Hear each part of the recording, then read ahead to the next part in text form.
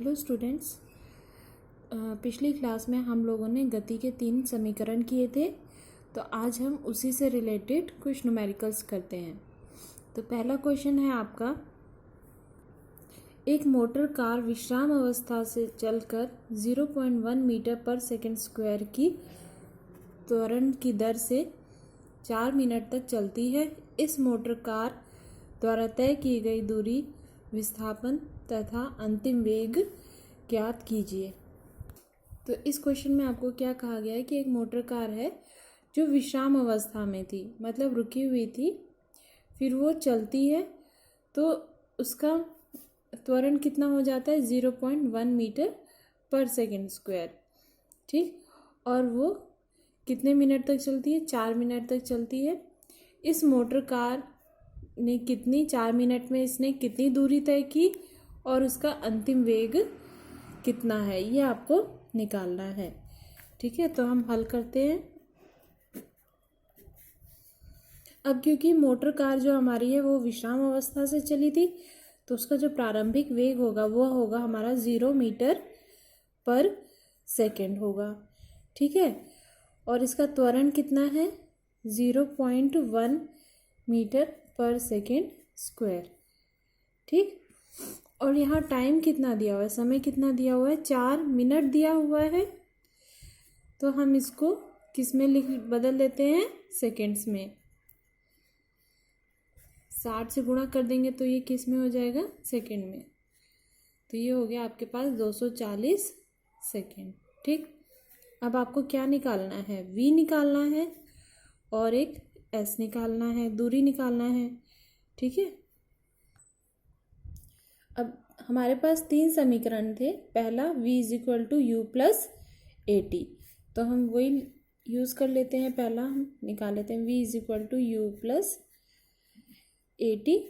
ठीक है, तो v आपको निकालना है, u आपके पास 0 है और a आपके पास कितना है 0.1 और t आपका है 240 सेकेंड।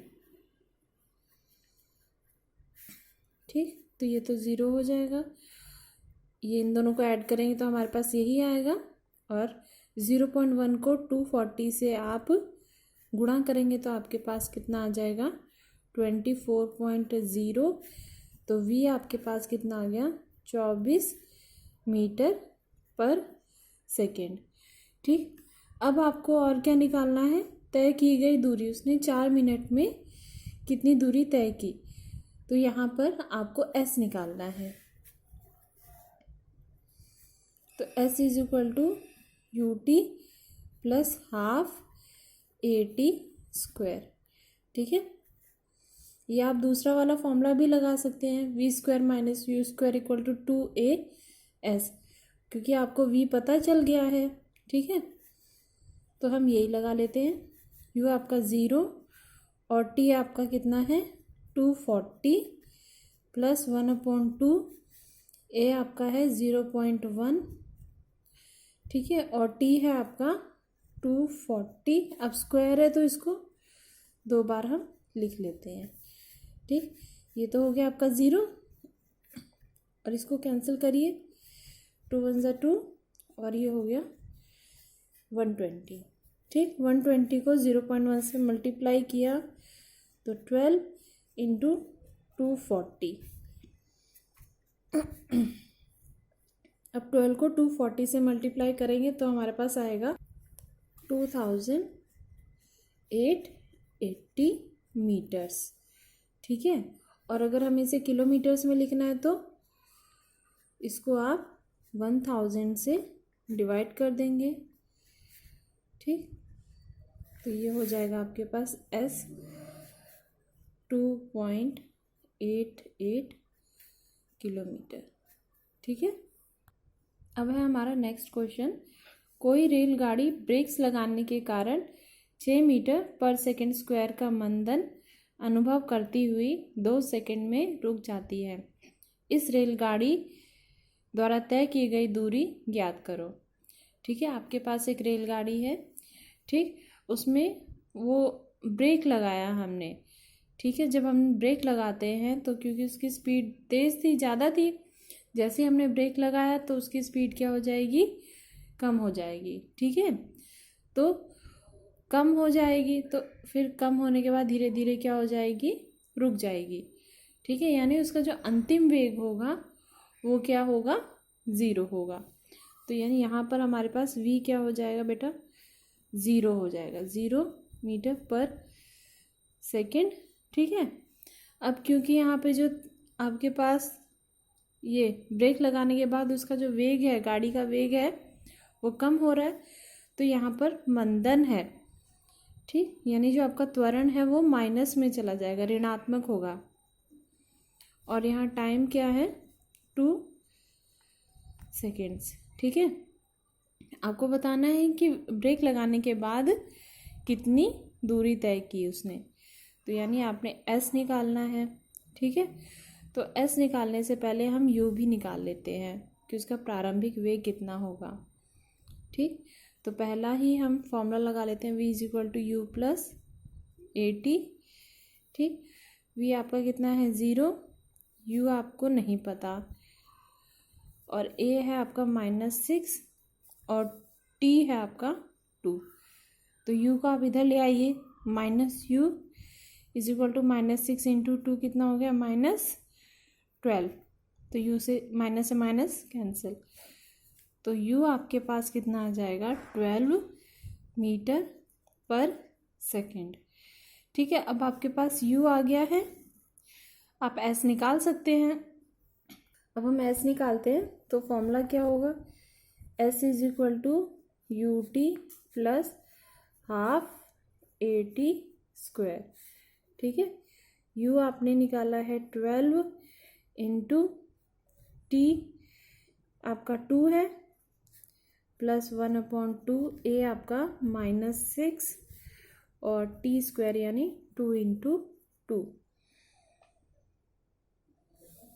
ठीक, ये हो गया 2 से 2 कैंसिल, और 12 2 ज़ा 24, और प्लस इंटू माइनस माइनस, और 6 2 ज़ा 12। तो s आपके पास आ गया 12 मीटर। तो ब्रेक लगने के बाद वो गाड़ी कितने दूरी चली, 12 मीटर। अब हम करते हैं एक समान वृत्तीय गति। ठीक, अब आप सामने देख रहे हैं सोलर सिस्टम है आपके पास, ये देखिए।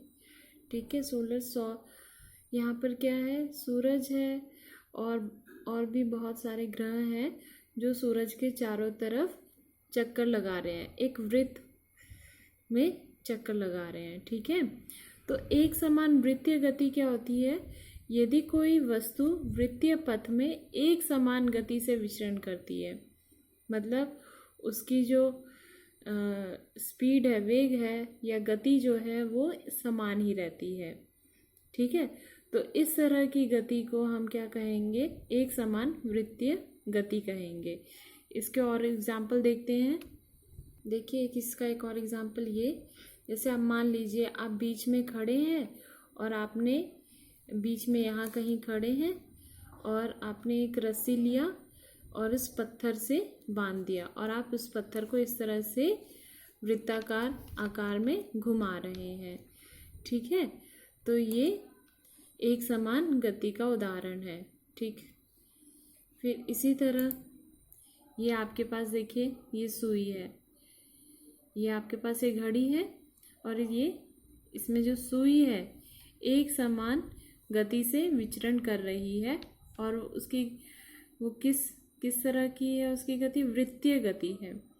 ठीक, और एक समान वृत्तीय गति में बेटा इसमें चाल में कोई बदलाव नहीं रहेगा।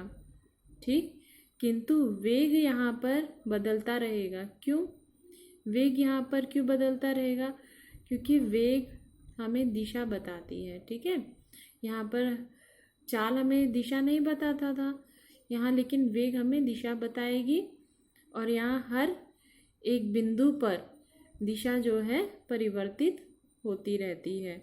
ठीक है, इसलिए बिंदु एक समान वृत्तीय गति में त्वरण पाया जाता है। ठीक है, इसमें क्या पाया जाएगा, आपका त्वरण पाया जाएगा। ठीक, और वेग की दिशा किसी वृत्तीय गति में स्पर्श रेखा के समान होगा। देखो ये जो हमारा वृत्त है बेटा, छोटे छोटे छोटे छोटे ये बिंदुओं से मिलकर बना रहता है। ये हमारी घड़ी है, ठीक। तो इससे भी पास पास पास पास बिंदुओं से मिलकर हमारा ये वृत्त बना रहता है, और हर एक बिंदु पर एक स्पर्श रेखा आप खींच सकते हैं, ठीक है। तो यहाँ पर आपका टॉपिक कंप्लीट होता है। तो आज के लिए बस इतना ही। Thank you.